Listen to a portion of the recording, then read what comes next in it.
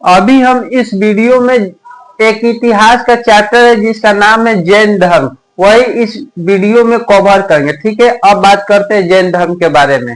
जैन धर्म की बात करें तो इसके संस्थापक ऋषभदेव है, लेकिन अगर हमसे वास्तविक संस्थापक बोलेगा तो हम किसको बताएंगे? तो हम बताएंगे महावीर स्वामी को। ठीक है, जैन धर्म की बात करें तो इसमें टोटल 24 तीर्थंकर हुए। ठीक है, लेकिन हम 24 को नहीं इसमें पढ़ेंगे, पहले तो हम पहले 3 को पढ़ेंगे और फिर बाद के 3 को पढ़ लेंगे। ठीक है, अब बात करते 24 तीर्थंकर हुए, तो 24 तीर्थंकर ये हमको पता कैसे चला, ये तो सबसे बड़ी बात है, तो हम बताते हैं। 24 तीर्थंकर हमको एक कल्पसूत्र नाम की किताब है जो कि जैन धर्म की है, उसी में ऐसा लिखा गया है।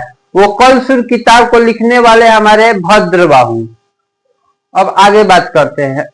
फर्स्ट हमारे हुए तीर्थंकरों में से वो है हमारे ऋषभदेव। इनका प्रतीक की बात करें तो इनके जन्म का प्रतीक है वृषभ, वृषभ यानी कि बैल इनका प्रतीक है। देखिए यहाँ पे फर्स्ट तीर्थंकर हमारे हुए ऋषभदेव, इनका प्रतीक क्या है? वृषभ, यानी कि इसको बैल भी बोला जाता है। अब सेकंड की बात करते हैं, तो सेकंड हमारे हुए अजितनाथ। अजितनाथ सेकंड तीर्थंकर हुए जैन धर्म के। अब इनकी प्रतीक की बात करें तो इनका प्रतीक हाथी है, हाथी इनका प्रतीक है।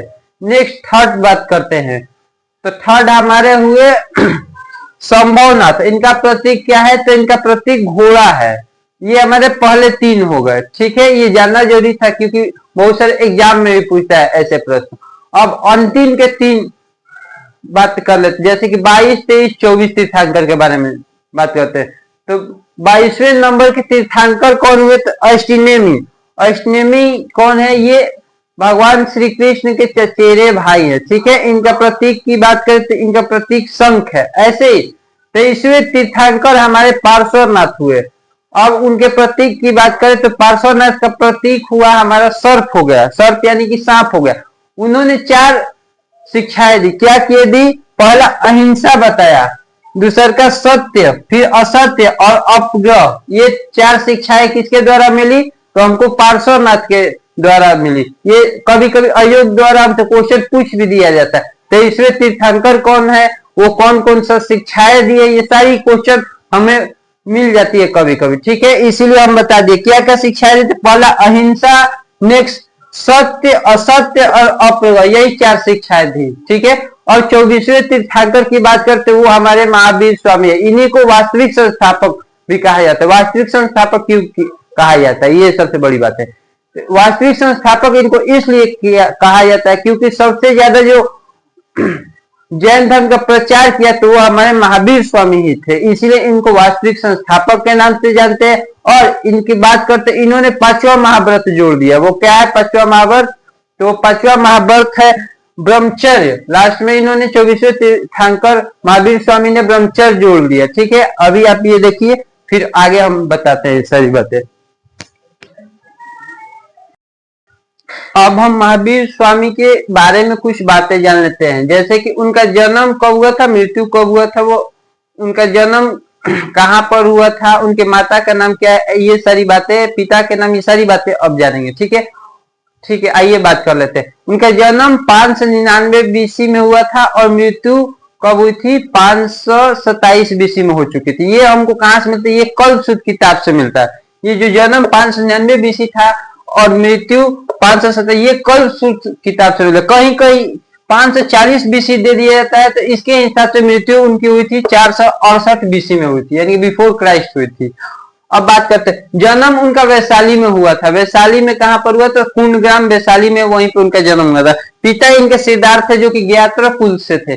पिता इनके सिद्धार्थ ज्ञात्र कुल से थे, इसलिए इनका भी कुल क्या हुआ? ज्ञात्र कुल हो गया। ठीक है, जो कि इक्ष्वाकु वंश से है, जो कि भगवान श्री राम का भी वंश था। ठीक है, अब माता की बात करते हैं, माता इनकी त्रिशला थी और इनका एक भाई था। भाई का क्या नाम है? नंदीवर्धन इनका भाई है, जो कि उसी ने इनको आदेश दिया था, सबसे ज्यादा उसे ये मार्गदर्शन इनका हुआ था। ठीक है, तो उन्हीं के कहने पे वो गृह त्याग कर दिए थे जैन में। ठीक है, जैन में कौन किए थे? तो महावीर स्वामी किए थे। अब बात करें इनकी पत्नी, तो इनकी पत्नी यशोदा थी और बचपन का नाम इनका वर्धमान था। ऐसे इनका पुत्री का नाम अनुजिया या फिर अनुजिया था, ठीक है।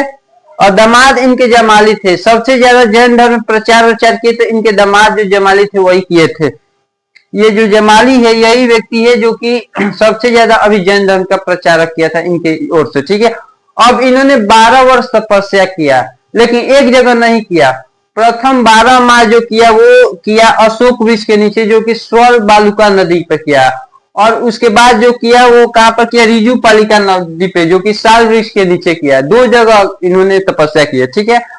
अब जैन धर्म में 3 चीजें बताती है, उसका मतलब क्या होता है, ठीक है। पहला में नील ग्रंथ, इसका मतलब होता है जो बंधनों से मुक्त हो जाए, जिसको बंधनों से कोई मतलब नहीं है, ठीक है। पति पत्नी घर द्वार से कोई मतलब नहीं है, ये इसी को हम कहते हैं नील ग्रंथ। फिर हमको बताया गया है जीन। जीन क्या होता है, तो जीन जो खुद पे अपना हक जमा ले। हक जमाने से मतलब है जो खुद को जीत ले, यानी कि आज हमारा मन करेगा इंस्टाग्राम चलाने के, लेकिन हम करेंगे नहीं क्योंकि हमारे मन पे कंट्रोल है। यही हुआ जो खुद को जीत ले, ठीक है, इसी को हम जीन कहते हैं। फिर नेक्स्ट है हमारा केवलिन। केवलिन क्या होता है, आत्मा और शरीर के बीच के अंतर जो जाल है उसी को जैन धर्म में केवलिन कहा जाता है, ठीक है। अब फिर आगे बातें बताते हैं, देख लीजिए एक बार। अब आगे चल के जैन धर्म को मानने वाली औरतें और बहुत सारी महिलाएं और लड़कियां होने लगी, तो उन्होंने अपना भिक्षु संघ बनाया। भिक्षु संघ यानी कि वो अपना गैंग जैसा होता है, वही बना भिक्षु संघ। तो उस संघ के जो अध्यक्ष थे वो हमारी थे चंदना, उसकी अध्यक्ष थी, ठीक है। अब आगे बात कर, जैन धर्म के कुछ अनुयायी थे। अनुयायी यानी कि जैन धर्म को मानने वाले कौन कौन थे, तो पहला हमारा चंद्रगुप्त था और दूसरा हमारा उदयन था। ये लोग क्या थे, सबसे ज्यादा जैन धर्म को मानने वाले थे, ठीक है। उदयन वही व्यक्ति है जो कि पाटलिपुत्र की स्थापना की थी, ठीक है। अब चंद्रगुप्त मौर्य के समय में 12 वर्ष के लिए अकाल पड़ गया, तो वहां पे क्या हो, उनका राज्य 2 अलग अलग हिस्सों में बट गया।